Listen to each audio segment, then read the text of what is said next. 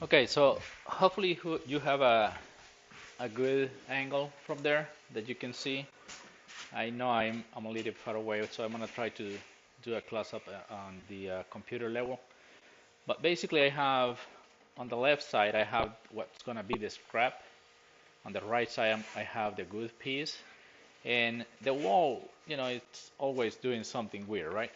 So I do cut this one by freehand. I put my saw a little bit in an angle, just like this, just a little bit. The angle is because I want I want the um, I want the piece to be a little bit on an angle, so when I go with my belt sander, the piece is not as hard for the belt sander to, you know, come clean to the line. That's why I do put a little bit of an angle. Now, I am not suggesting you do this, what I do. I've been doing it for a long time. I'm just showing how I do it. Okay, so let's go.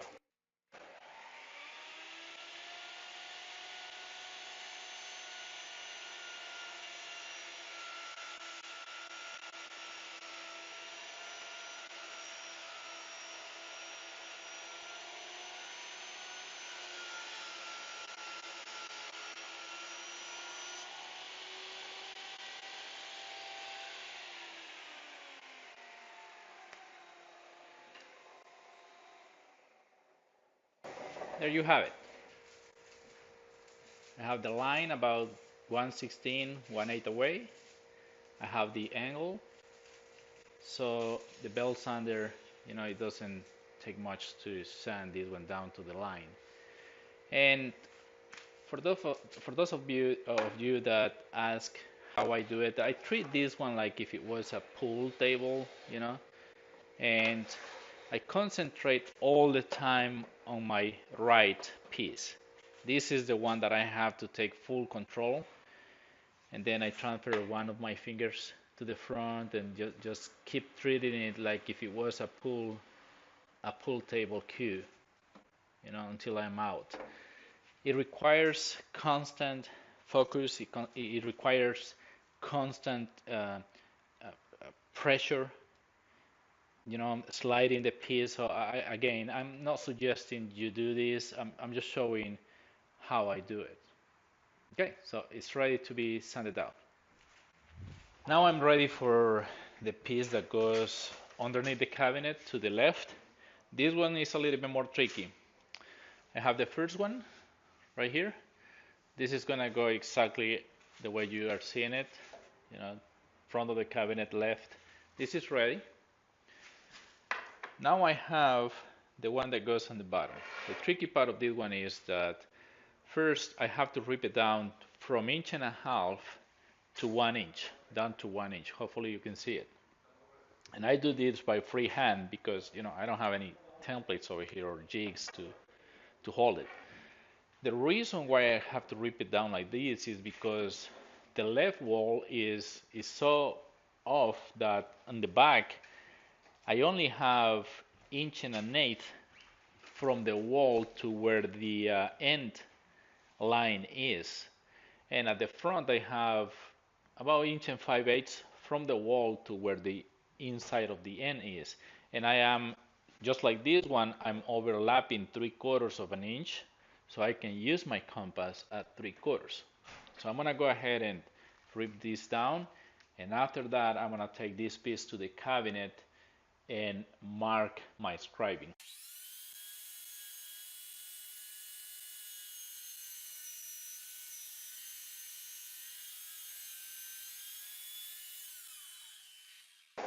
As you can see on this one, I went exactly on the line.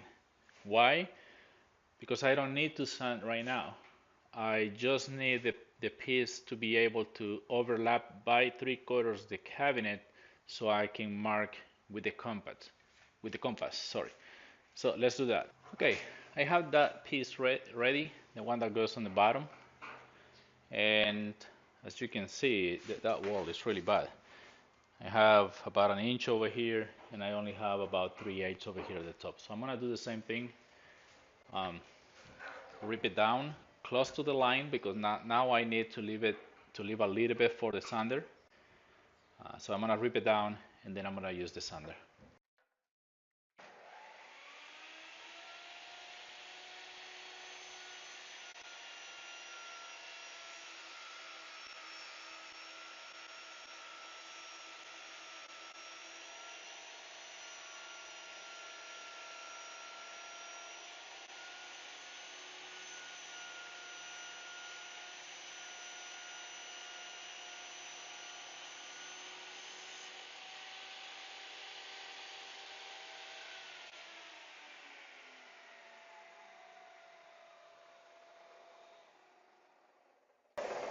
Ready? Constant concentration. That's key on this thing. Okay, so now I'm gonna go ahead and sand what's left. Vacuum.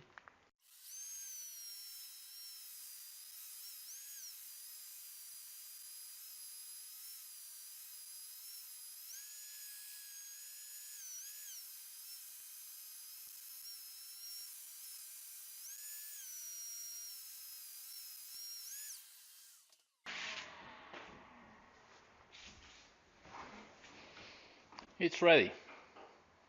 Clean. Now I can remove the plastic protection. This thing is really shiny. So it comes with a little plastic protective coat. Let's see if it fits. This is the piece that goes at the bottom, and I'm gonna try it and see if it fits. It'll fit. I like it when it's a little bit tight. So before putting it all away, I have to figure out how I'm gonna keep it over there. Sometimes I put caulking over here. Sometimes I add a little bit of wood over here so I have something to nail it from the inside. When they are really small pieces like this, take a look at this. This is only 3/8 at the most. Yeah, it is exactly 3/8. So sometimes when they are pieces like this, I just put a bunch of caulking over here or liquid nails and let it sit over there, and then another bit of caulking over here, and that's it. That's enough. That's plenty. I think that's what I'm gonna do. Just making sure that everything fits properly. And then this one is the one that goes on the front. Let me see if I can capture the whole thing with the camera. There it goes. So this one goes over here, and take a look at this. Perfect fit. Perfect. Nice. This one I'm gonna put probably a nail, a micro nail through here, and then a bit of caulking against the wall, so it's ready for the painters. The painters they don't have to do anything extra. Okay, one thing that I'm noticing is this bottom piece is probably 1/32 over here, so I'm gonna go ahead and sand the back a little bit so it doesn't stick out.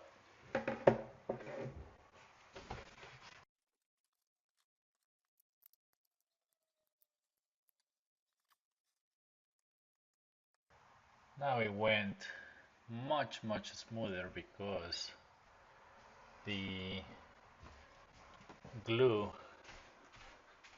served as lubricant. Lots of glue, so I know it's a little bit too much. I didn't expect it to come out that much, but at the same time I wanted to be sure that I was putting that the piece was gonna glue the drywall, so it's okay.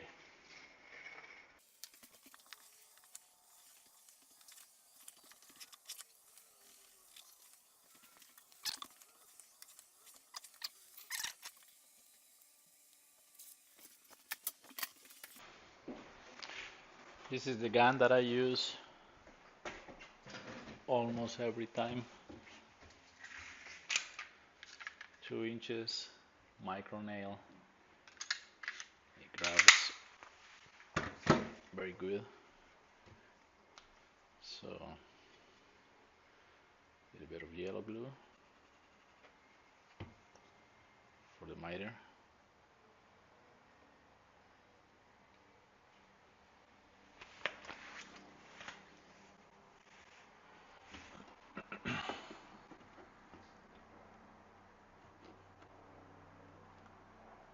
This is perfect.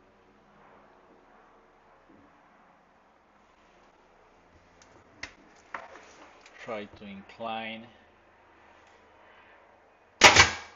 my gun so the nail shoots in an angle a little bit to the inside so it doesn't blow my face, the face of the piece.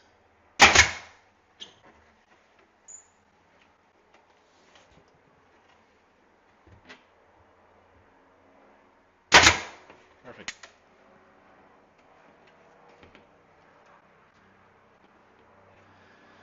Okay, so now I want to go ahead and put a little bit of caulking.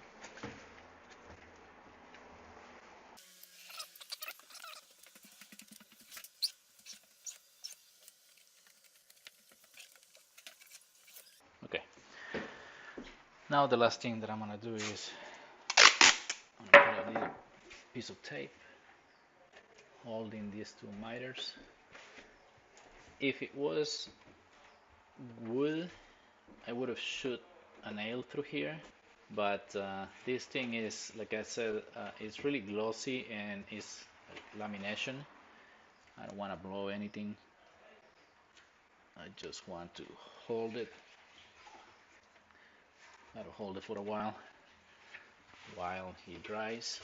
Okay, there he goes. It is a close-up how it looks, and then at the bottom all the way back to here. That white line that you see, it's the chipping of the material. So I might have to put a little bit of patty stick over there.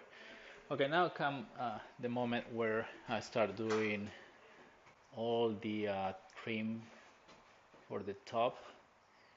And what we do on these cases is that because it's very modern looking, let me look at the surface there. Okay, what we do is, this is the cabinet, this is the door.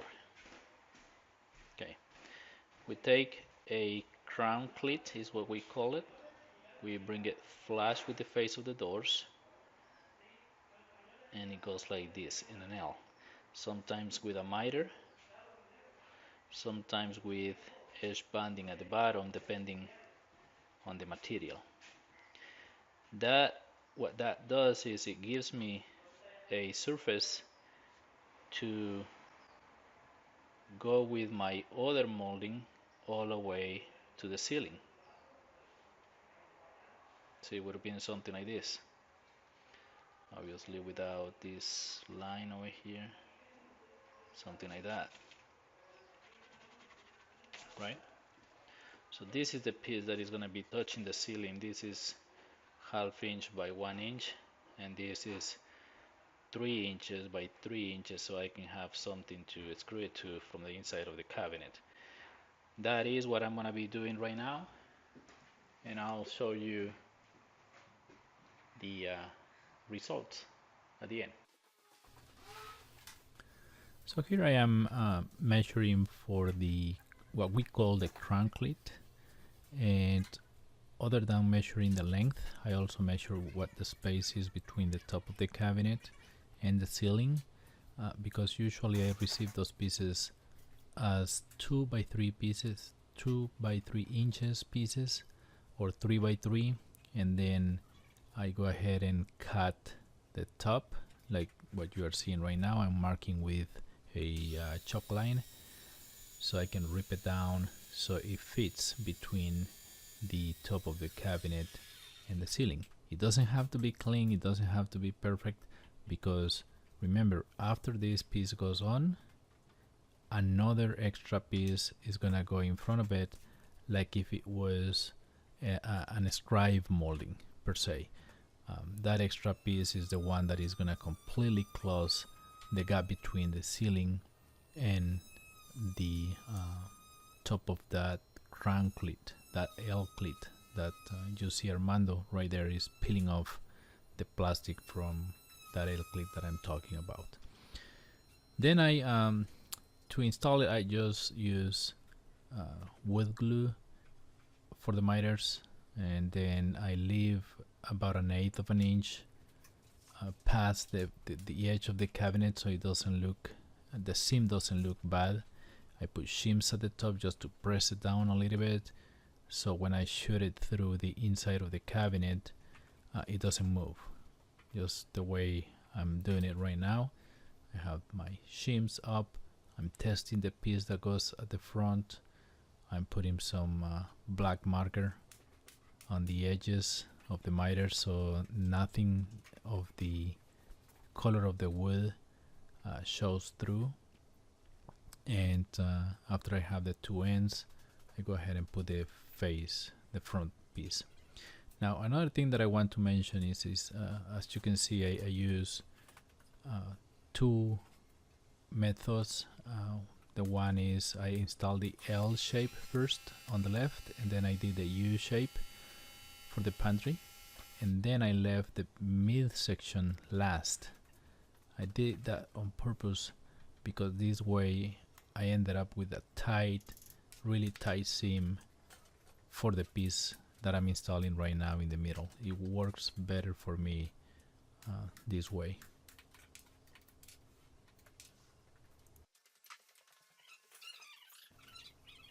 Now I'm working with the very last piece of molding that the kitchen is getting. It's a 1/2 by 1 inch flat piece of molding or flat stock. It's the same material that the rest of the cabinets were made of, the doors and the drawer faces. And part of what I do is I keep a small belt sander with me just to sand any imperfections or any 1/16, 1/8 of an inch that I need to trim. But when it's too big, I go to my saw, like you just saw.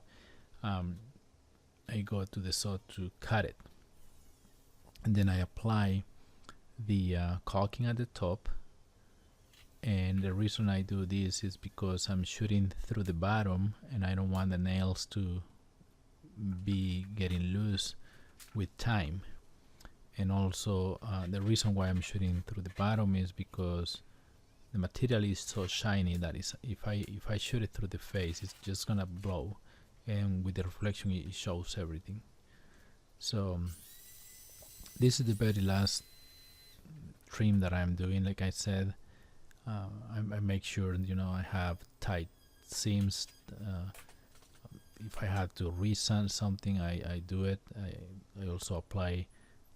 That's a little tip that you can take. I apply a black marker at the corners. Anytime that I have a dark color, I do use black marker. That gets rid of any lines, any miter lines that you can see. Then apply more panel adhesive or liquid nails, wood glue on the miters, shoot it up, and that does the trick. So I am down to the last piece of the molding that I am doing between the ceiling and the top of the cabinet. And I wanted to show you what I'm doing. See, this is the piece that is going over here. Small little piece. And I still need to cut maybe 1/32, and I need to push these shims in a little bit. So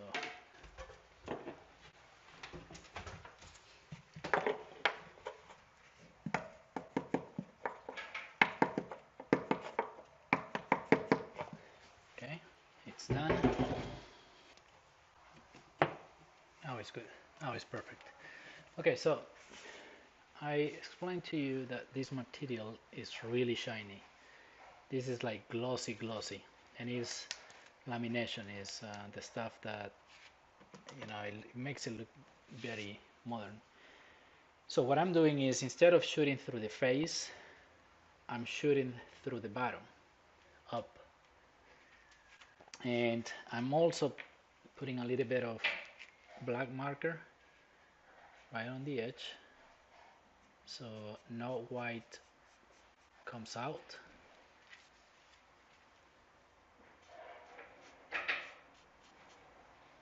Okay, and then the other thing that I'm doing is I'm using white caulking at the top of the piece,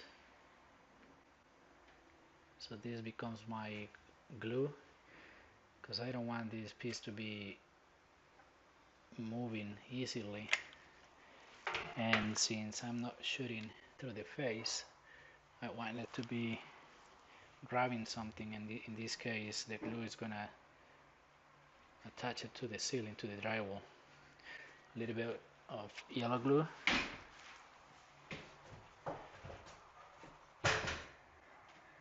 then I go up. Perfect. That is perfect. So now I'll take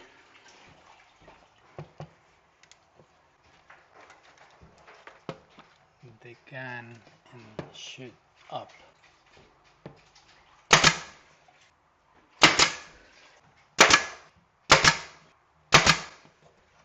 Okay, ready. So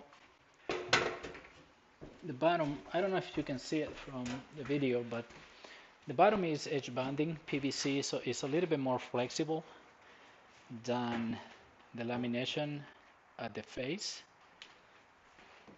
That's why I'm shooting through the bottom, and also because the reflection, I'm gonna move the camera a little bit, see the reflection. I don't know if you can cut it, if you can see it on the video, but the reflection doesn't show any holes.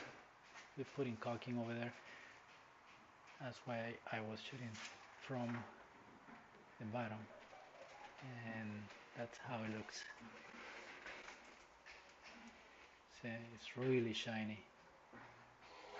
Okay, so that was the last piece, and now is time to hang the doors. We are not going to adjust any doors today, because we always wait until the homeowner has the handles for us, so we can adjust and install handles at the same time.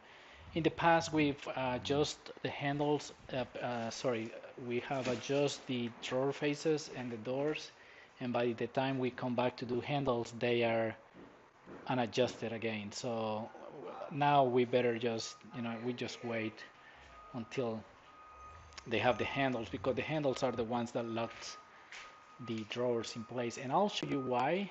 I'll show you how I do it, how we install the drawer faces, and we have a little bit of wiggle room.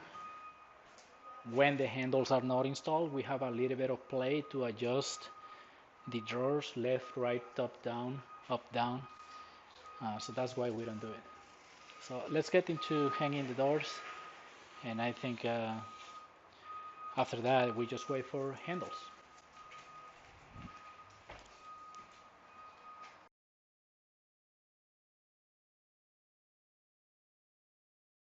Okay, time for doors. The other thing that we do is we leave the plastic. I think I already mentioned this. We leave the plastic on until the handles arrive and until the other crews are done, so it gets a little bit of protection from the plastic.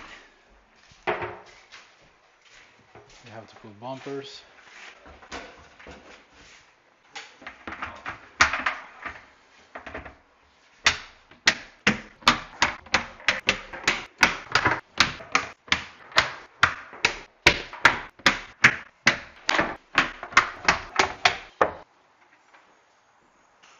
show you something.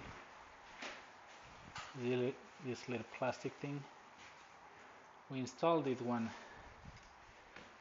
on right here. So we use these little plastics to restrict the door from opening more than 90 degrees, and this goes inside the hinge. So put the plastic. Now it's no longer hitting over here. And if it needs one more, I just put one more. It gives a little bit more strength from keeping the door hitting the panel over here. And we do that everywhere, you know, we have that same situation. Okay, so there you have it. Ready for handles, ready for adjusting. Now we just have to wait until the client gets the handles or knobs or whatever the client wants. Thank you for watching.